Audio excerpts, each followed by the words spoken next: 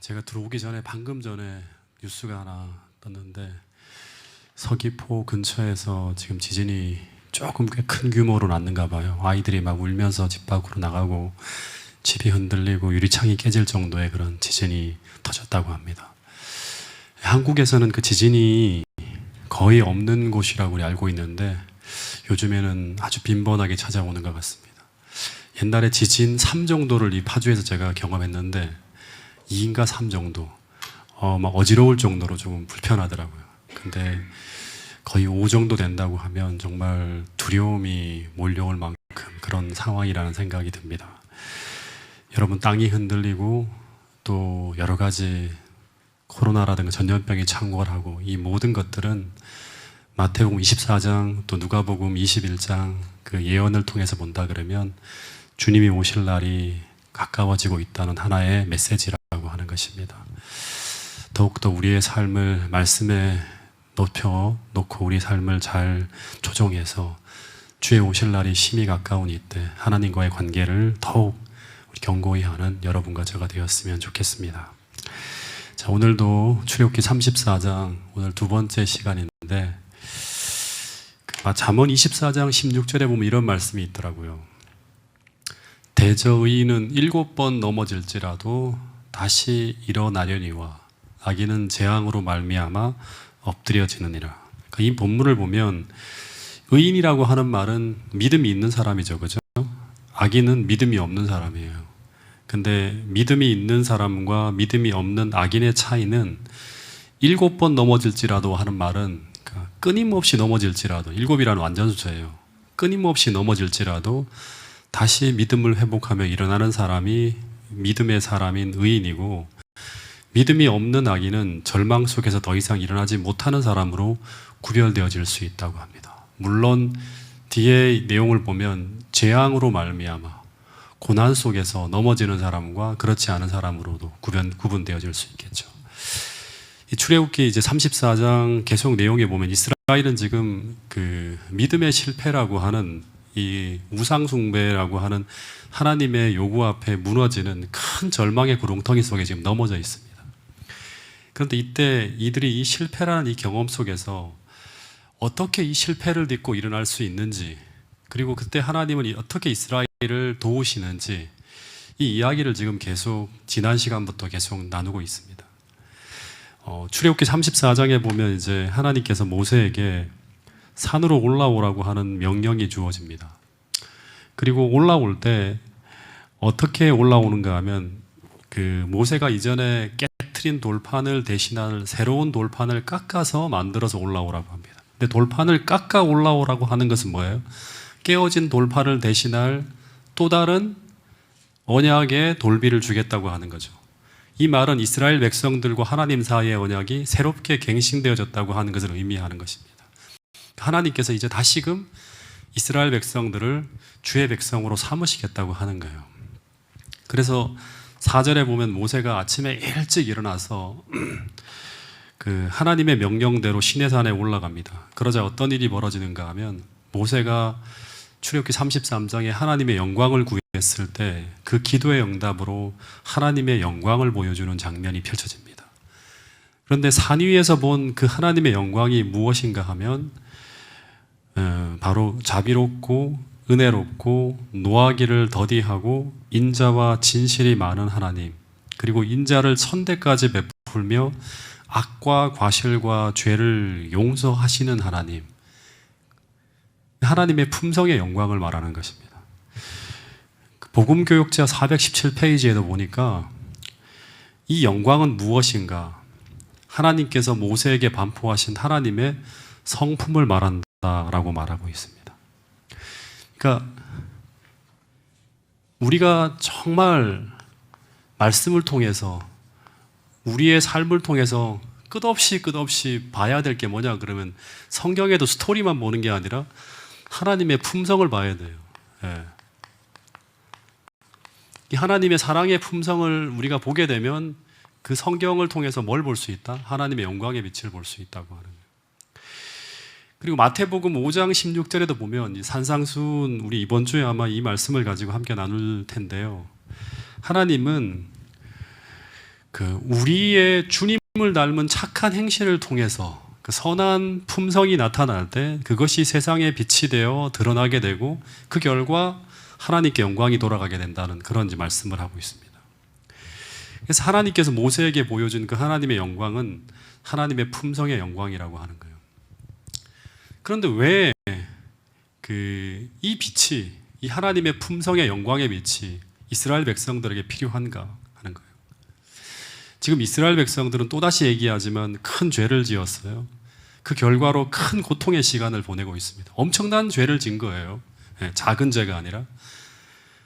그러면서 이들은 이렇게 큰 잘못을 저지른 자들을 과연 하나님은 용서할 수 있을까? 왜냐하면 하나님이 너무나 공의로우신 분이라고 하는 걸 알기 때문에, 너무나 의로운 분이시라고 하는 걸 알기 때문에 계속 그런 의문이 그들을 괴롭히고 있었을 것입니다.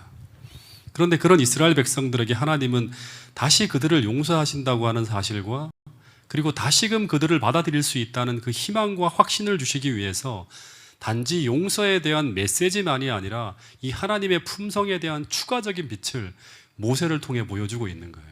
예.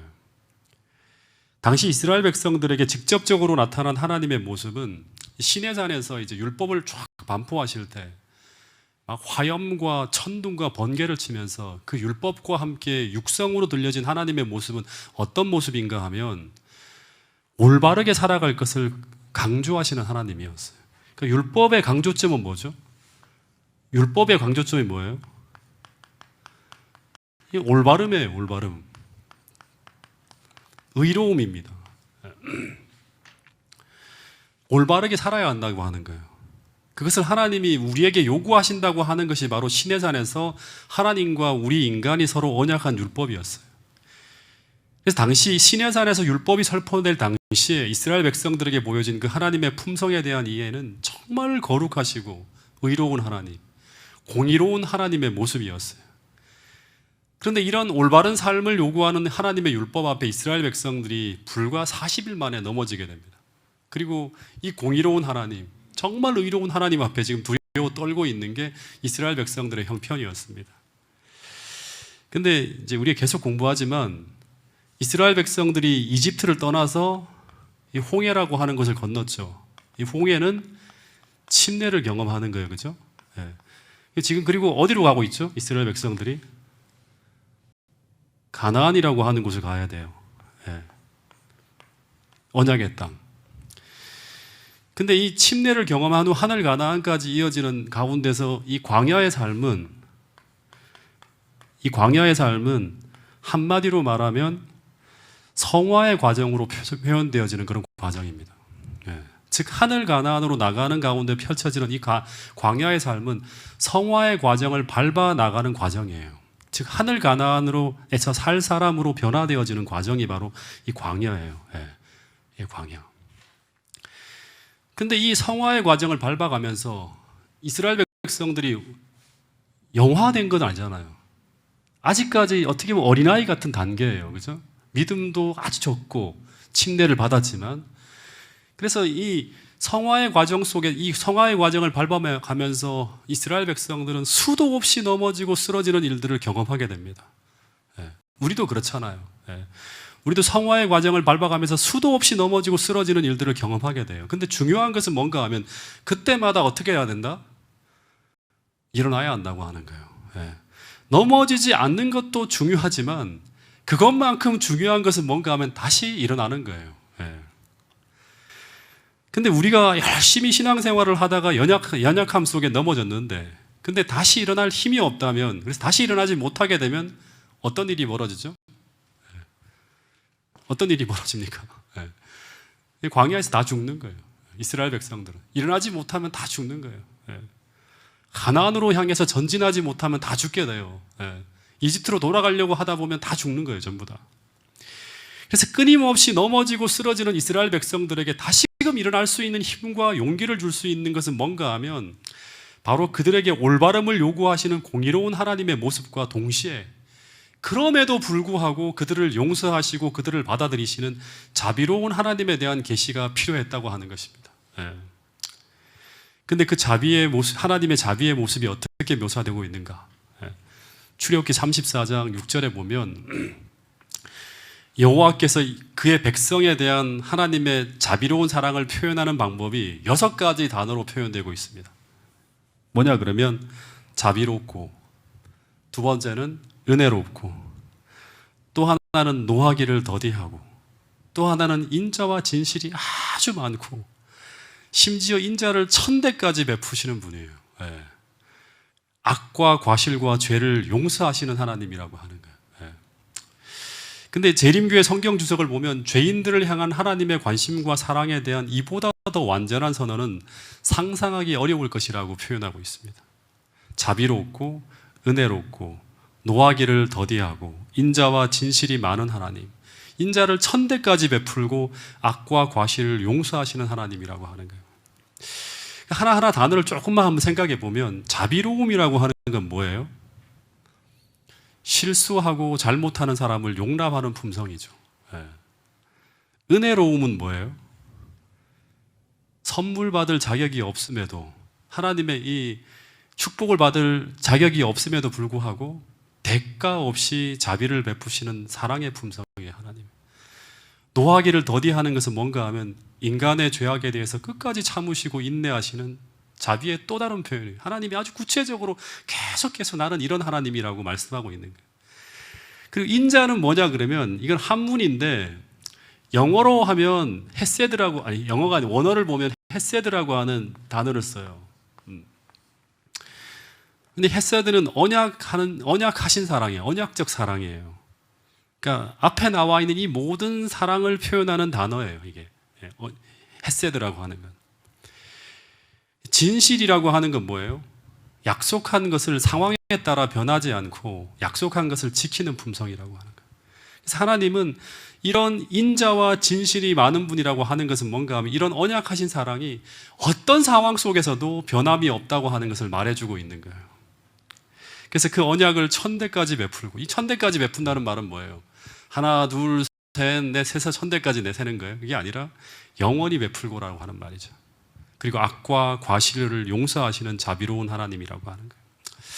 여러분, 이 단어들을 하나하나 깊이 생각하면서 당시 이스라엘 백성들이 이 하나님의 모습을 하나하나 모세를 통해서 듣고 그 계시를 받았을 때 그들이 어떤 하나님의 모습을 상상했을지 한번 생각해 보세요. 근데 또 하나, 출애굽기 34장에 나타나는 하나님의 품성의 또 하나는 뭔가 하면 7절에 보면 인자를 1000대까지 베풀고 악과 과실과 죄를 용서하나 그 다음에 형벌받을 자는 결단코 면제하지 않는 하나님이라고 하는 거예요. 예. 이것도 간과해서는 안 되는 거죠. 예.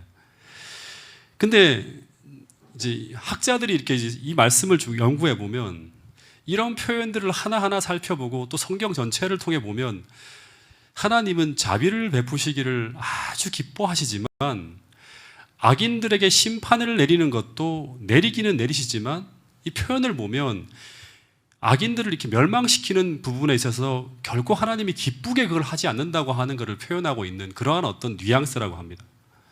그래서 성경을 통해 보면 하나님의 심판이라고 하는 것은 어떻게 보면 비상한 행위, 특별한 행위로 묘사하고 있어요. 왜냐 그러면 이사야서 55장 7절이라든가 로마서 5장 20절에 보면 하나님의 자비와 사랑은 아주 풍성한 것으로 묘사하면서도 그래서 그 사랑이라고 하는 하나님의 사랑이 하나님의 심판을 지연시키고 죄인으로 하여금 그분에게 돌아오도록 길이 참게 하는 것으로 묘사해요. 그러니까 어떻게든 하나님은 이 심판을 늦추면서 단 한 명의 죄인이라도 구원하기 위해서 애쓰시는 그런 분으로 쭉 묘사하고 있어요. 그리고 항상 하나님의 품성에 대한 묘사를 보면 이 시편 출애굽기 34장에도 보면 하나님의 공의보다 하나님의 자비에 보다 많은 어떤 단어들을 할애하고 그리고 그걸 묘사하는 것을 우리가 볼 수 있습니다. 그래서 자비의 속성이 항상 공의의 속성에 앞선다는 사실을 통해서 하나님의 인류에 대한 사랑을 계속 하나님은 표현하고 있다고 하는 것입니다. 근데 우리가 어떻게든 이 하나님의 자비와 하나님의 이 용서하시는 사랑을 뿌리치고 계속 나갈 때 우리를 징벌할 수밖에 없을 그런 경우에도 하나님의 심판이라고 하는 것은 여호와의 분노가 아니라 그것까지도 우리의 유익을 위해 사랑으로 징벌하시는 것으로 묘사하고 있는 게 바로 성경의 표현이라고 하는 것입니다. 마치 외과 의사가 질병을 치료하기 위해서 수술용 칼을 사용하는 것처럼 우리에게 아픔을 허락하시기도 하고, 또 심지어 우리가 끝까지 죄를 고집함으로 말미암아 결국 공의로 그 형벌을 집행할 수밖에 없을 때도 우리의 영원한 멸망조차도 우리의 유익을 위해서 하나님의 자비의 한 방식으로 그 일을 집행하시는 것을 볼 수 있다고 하는 것입니다. 그래서 우리가 항상 생각해야 될 게 뭐냐 그러면, 하나님은 요한일서 4장 8절 16절에 보면 사랑이라고 하잖아요. 그렇죠? 이 사랑은 뭐로 나타난다? 자비와 뭐로 나타난다? 공의로 나타난다고 하는 거예요. 이 공의도 하나님의 사랑이라고 하는 거예요. 자비도 사랑이지만. 예.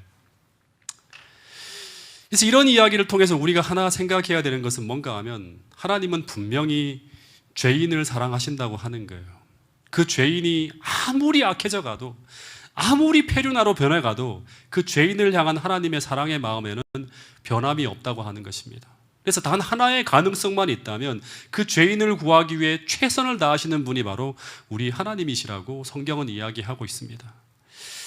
그래서 이 시내산은 상징적으로 보면 공의로운 율법을 통해서 공의로운 하나님의 품성의 모습뿐 아니라 이 자비로운 은혜도 선포했던 곳이 바로 어디다? 시내산이에요. 시내산은 항상 공의의 하나님을 묘사하는 것으로 상징하는데, 실제로 여호와로라 여호와로라 하면서 하나님의 자비의 품성의 모습도 선포한 곳이 바로 어딘가 하면 시내산이에요.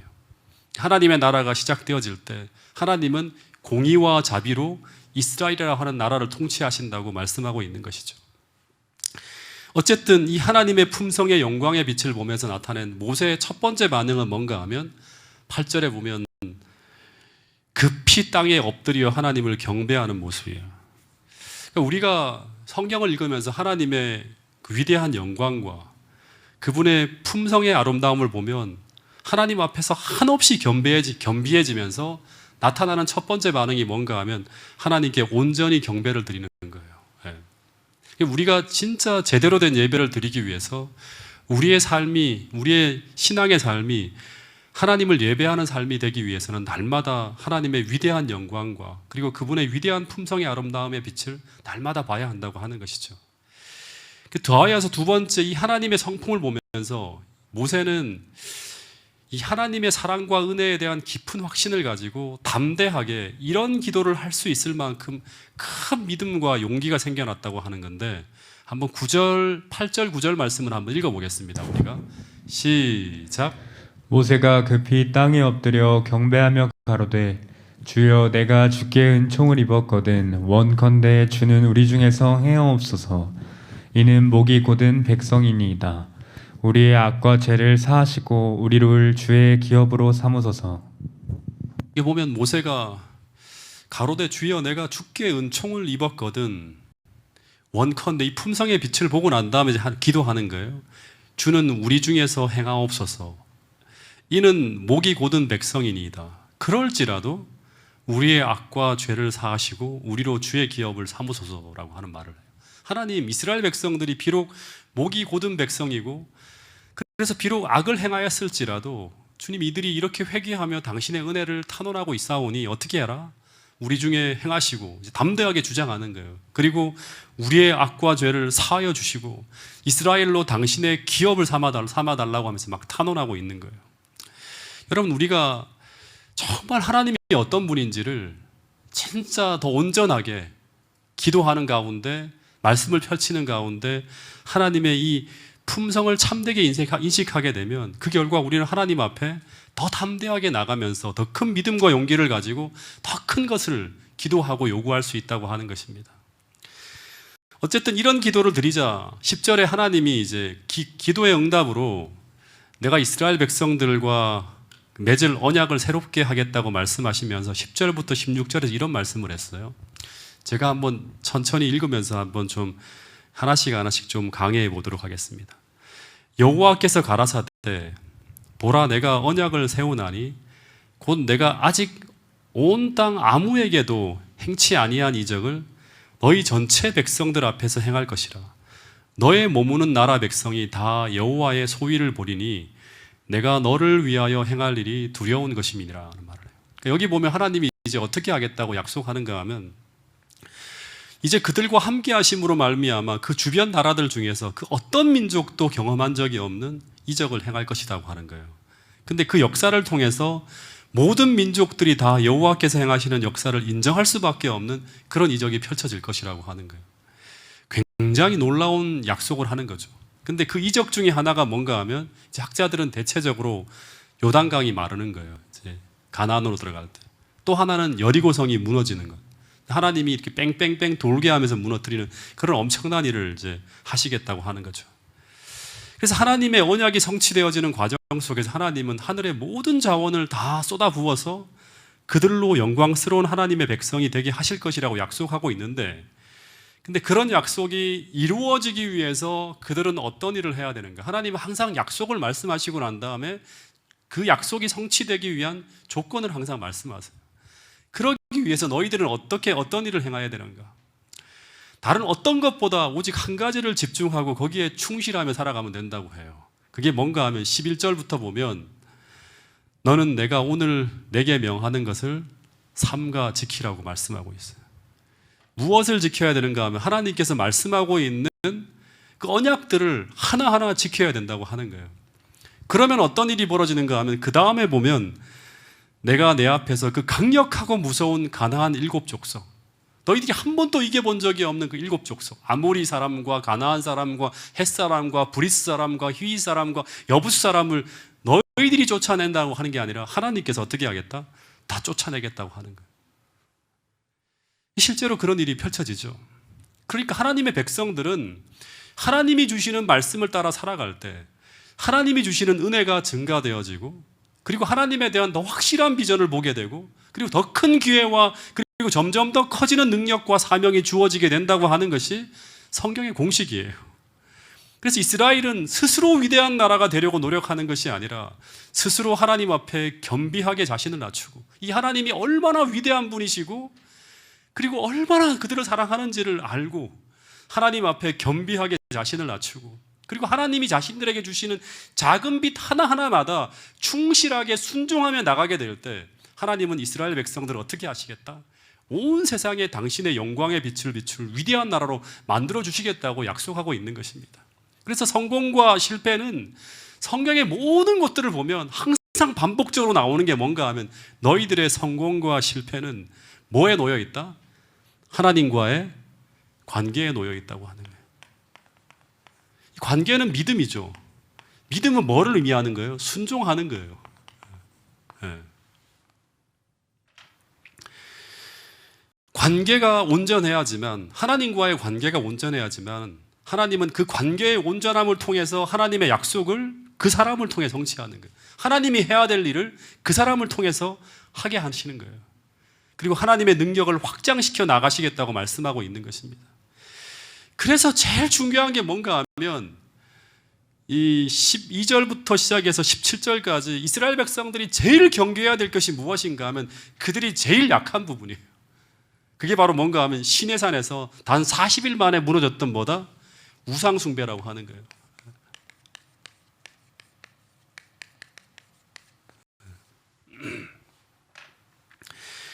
(13절에) 보면 하나님이 뭐라고 하는가 하면 너희는 그들을 다 정복한 후에, 가나안 7족속을 다 정복한 후에 어떻게 알아? 그들의 단을 헐고 그들의 주상을 깨트리고 그들의 아세라상을 찍으라고 해요. 즉 여기 보면 너희가 헐어야 될 것은 주상만이 아니라 뭐도 없애야 된다? 주상만이 아니라 뭐도 없애야 된다? 이 주상이라고 하는 우상이잖아요. 우상만이 아니라 뭐도 없애라? 중요한 거 하나 표현이 나와요. 뭐도 없애라? 단도 없애라고 하는 거예요. 단. 단은 뭐예요? 네. 주상을 세우는 단까지 다 헐어버려야 된다고 하는 거예요. 단이라고 하는 것은 뭔가 하면 주상을 놓기 위해 설치한 것인데, 이것까지도 다 헐라고 하는 것은 뭔가 하면 우상이 세워질 토대까지도 다 없애버리라고 하는 거예요. 네. 그 세워질 토대까지 다 없애버리라고 하는 거예요. 근데 이 말씀은 오늘 우리 인생에도 적용되어져야 될 말씀이에요. 오늘 우리 삶 속에서 하나님을 위협할 가능성이 있는 모든 것들은 아예 우리 삶에서 다 헐어버려야 된다고 하는 것입니다. 그래서 아예 내가 죄를 지을 가능성이 있는 일은 접근조차도 시도하지 말 것을 하나님은 뭐 한 거예요? 말씀하고 있는 거예요. 그 정도까지 예민한 양심을 가지고 우리 삶을 살피지 않으면 너희들은 가나안에 들어갔을 때 어떻게 된다? 우상 숭배에 빠지게 되고 이런 엄청난 어떤 일들이 이스라엘의 삶 속에 벌어지면서 인생이 혼란스러워지고 결국에는 무너진다고 하는 거예요. 여러분, 더 구체적으로 말하면 그럴 가능성이 있는 것이라고 하면, 가능하면 조금 더 예민하게 보고 조금 더 보수적으로 행하고 조금 더 그렇게 우리가 삶을 살아가야지만 우리의 신앙이 더 안전한 토대 위에서 우리의 신앙과 믿음을 올려놓을 수 있다고 주님은 말씀하고 있는 것입니다. 왜냐하면 사단은 그런 방식으로 이스라엘을 무너뜨리기 위해 시도했다고 하는 것이 성경을 통해 볼 수 있는 하나의 역사였습니다. 여러분, 그런 이유 때문에 이 12절과 15절에 보면 너희는 삼가 그 땅의 거민과 뭐도 하지 말라. 12절 15절에 보면 언약도 세우지 말고 어떠한 동맹도 맺지 말라고 하는 거예요. 다시 말하면 어떤 관계도 맺지 말라고 하는 거죠. 왜냐하면 우상숭배 가나안의 7 족속은 어떤 사람들이에요? 하나님께서 다 심판하고 다 진멸하라고 하는 거예요. 근데 그들과의 그 뭔가 유익을 얻기 위해서 조약을 맺거나 동맹을 맺거나 하게 되면 그것이 뭐가 될 수 있다고 하는가 하면 너희들의 올무가 될 수 있다고 하는 거예요. 올무라고 하는 건 뭐예요? 올감이죠. 탁 올가매는 거예요. 그래서 그 동맹을 시작으로 해서 신앙의 발목이 잡힐 수도 있다고 하는 것입니다. 또다시 말하자면 하나님은 이방 국가와 어떤 세속적 이익을 목적으로 동맹을 맺지 말라고 해요. 이건 뭔가 하면 우리의 신앙을 어떻게 보면 위협할 수 있는 어떤 가능성이 있는데도 불구하고 우리가 어떤 세상적 유익을 위해서 신앙을 타협하는 그런 일을 하지 말라고 하는 거예요. 하나님은 충분하게 너희들이 살아갈 수 있는 모든 유익을 하나님을 통해서 받을 수 있도록 그렇게 하라고 하는 거죠.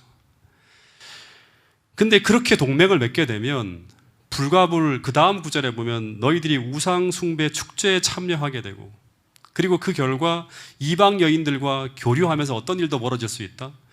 혼인도 하게 되고 그러면 우상 숭배에 너희들이 빠져들게 되고 그 여인과 사랑하게 되면 그 결과 결국 하나님의 이상과 뜻을 이루지 못하는 나라로 전락하게 된다고 하는 게 그 다음의 이야기예요. 전부 다. 즉 이 세속적 동맹을 통해서 결국 이스라엘이라는 나라가 그 나라가 가지고 있는 그 귀한 모든 가능성과 하나님의 이상을 다 잃어버리고 결국 아무짝에도 쓸모없는 그런 나라로 변해버릴 수도 있다고 하는 것이 예언이에요. 예언. 하나님이 강력하게 경고하는 거예요. 근데 이 강력한 경고를 강력하게 듣지 않고 대수롭지 않게 듣게 되면 어떤 일이 벌어집니까? 이스라엘이라는 나라가 이 길을 따라가는 거예요. 실제 그런 역사가 이스라엘 나라의 역사 속에서 이루어졌다고 하는 것을 우리는 알 수 있습니다. 그래서 어떻게 보면 하나님의 말씀은 두려우리만큼 정확하게 이스라엘의 미래를 내다보시고 있고 그 한 구절 한 구절마다 너무나 섬세하게 이스라엘 백성들의 삶을 옳은 길로 지도하시기 위해서 정말 최선을 다해 말씀하시면서 경고하고 있음을 우리는 보게 됩니다. 여러분, 그래서 이 말씀을 보면서 또다시 생각하게 되는 것은 뭔가 하면 정말 하나님께서 내게 말씀하시는 것은 아무리 사소한 것이라 하더라도 아무리 작게 보일지라도 순종해야 된다고 하는 것을 또다시 생각하게 된다고 하는 것입니다. 그리고 이 말씀 하나하나는 우리를 지켜주며 보호하는 울타리가 되어진다고 하는 것을 우리 모두가 잊지 않게 되기를 간절히 바라겠습니다. 여러분, 이 저녁 또다시 하나님 말씀 한 말씀마다 우리가 대수롭게 보지 않고 정말 하나하나 순종하기로 그렇게 결심하는 파주중앙교회 모든 성도들이 될 수 있기를 간절히 바라겠습니다. 우리가 하나 더 좀 살펴볼 말씀이 뭔가 하면 14절에 보면 하나님은 이스라엘 백성들에게 너는 다른 신들에게 절하지 말라 하면서 여호와는 어떤 하나님이라고 말하고 있죠? 네. 질투하는 하나님이라고 말씀하고 있습니다.